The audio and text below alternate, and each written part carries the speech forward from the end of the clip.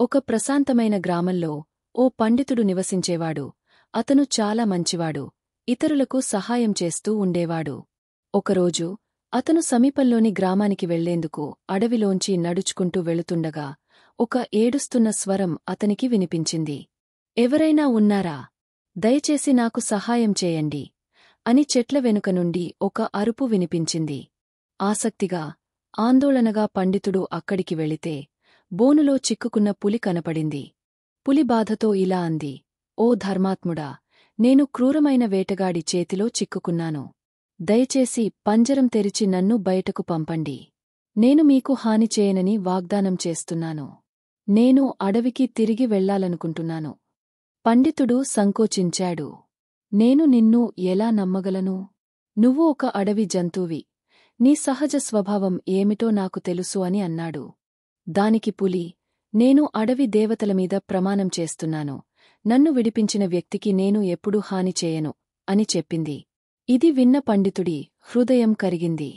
జాలి మరియు కరుణతో కదిలి పండితుడు పంజరం తలుపు తెరిచాడు. కాని పులి బయటికి రాగానే భీకరంగా గర్జిస్తూ తన పదునైన దంతాలను బయటపెట్టింది. నాకు ఆకలిగా ఉంది, నువ్వు మంచి భోజనంలా కనిపిస్తున్నావు అని పులి అంది. పండితుడు ఆశ్చర్యపోయాడు. అయ్యో, నీవు నన్ను మోసం చేశావు. నేను నీమీద నమ్మకంతో నిన్ను విడిపించాను. నాకు హాని చేయనని వాగ్దానం చేశావు అని అన్నాడు. పులి ఇలా సమాధానమిచ్చింది: అప్పుడు నేను బందీగా ఉన్నాను కాని ఇప్పుడు నేను స్వేచ్ఛగా ఉన్నాను కాబట్టి నేను తినాలి. అడవి చట్టం అలాంటిది. పండితుడు పులిని ఇలా వేడుకున్నాడు: నువ్వు నన్ను తినవలసి వస్తే కనీసం నన్ను న్యాయం అడగనివ్వు. మనం కలిసే మొదటి 3 జీవులను నువ్వు చేస్తున్నది న్యాయమా అని అడుగుదాం. వాళ్ళు నీతో ఏకీభవిస్తే నేను నా విధిని అంగీకరిస్తాను. పులి దీనికి ఒప్పుకుంది. వారు మొదట ఒక మర్రి చెట్టును కలిశారు. పండితుడు పరిస్థితిని వివరించాడు. అప్పుడు చెట్టు ఇలా అన్నది: మానవులు నా నీడలో విశ్రాంతి తీసుకుంటారు, నా బెరడులో వారి పేర్లను చెక్కుతారు మరియు నా కొమ్మలను విరగొడతారు. మానవులు కృతజ్ఞులు. పులి నిన్ను తినటం సమంజసమే. తరువాత వారు ఒక గేదెను కలిశారు.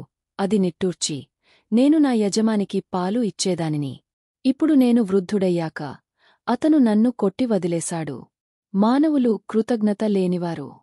పులి నిన్ను తినటం సమంజసమే అని చెప్పింది. పండితుడు నిరాశ చెందాడు. చివరికి వారు ఒక నక్కను కలిశారు. నక్క జాగ్రత్తగా విని తల వంచి: నాకు సరిగ్గా అర్థం కాలేదు.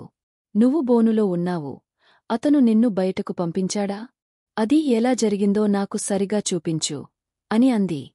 పులి పండితుడిని తినడానికి ఆతృతగా మరియు అలసిపోయి తిరిగి బోను వద్దకు వెళ్లి ప్రదర్శించడానికి లోపలికి అడుగుపెట్టింది. ఇలా: నేను లోపల ఉన్నాను. పండితుడు తలుపు తీశాడు. పులి ఆ మాటలు పూర్తిచేసేలోపే నక్క త్వరగా బోనును గట్టిగా మూసి దానికి తాళం వేసింది. ఇప్పుడు బాగా అర్థమైంది అని నక్క తల ఊపింది. పులి లోపలి నుండి కోపంతో గర్జించింది. పండితుడు కృతజ్ఞతగా నక్కకు నమస్కరించి త్వరగా అక్కడ నుండి వెళ్ళిపోయాడు. తెలివైన నక్క ఒక పాట పాడుతూ ముందుకు సాగింది: మంచి మనసు ఉండడం గొప్పదే, కాని ఆపదలో తెలివితేటలు ఉంటేనే తప్పించుకోవచ్చు.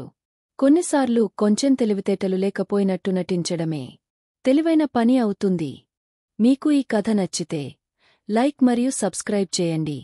కామెంట్స్లో ఒక ఎమోజీ వేసి మీరు చివరి వరకు చూశారని మాకు తెలియచేయండి. మరో కథలో కలుద్దాం.